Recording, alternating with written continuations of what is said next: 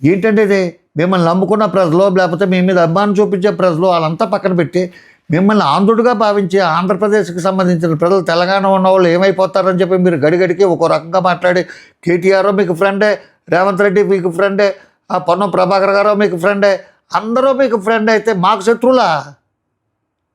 మాకెందుకు వచ్చేది ఇవన్నీ తలకాయ పోట్లనే?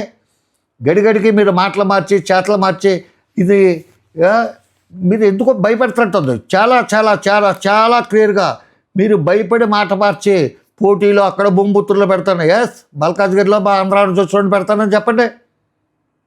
అక్కడ ఆంధ్ర వాళ్ళు స్ట్రెంగ్త్ ఎక్కువ. మల్కాజ్గిరి పార్లమెంట్ నియోజకవర్గంలో ఉన్న ఓటర్లు ఎక్కువ, అందులో మ్యాక్సిమం ఓటర్లు ఆంధ్ర వాళ్ళు ఉన్నారు. అక్కడ ఆంధ్ర వాళ్ళు పెడతాను, నేను ఆంధ్ర నుంచి వచ్చి మిగతా చోట్ల తెలంగాణ పీపుల్లే పెడతానని చెప్పండి.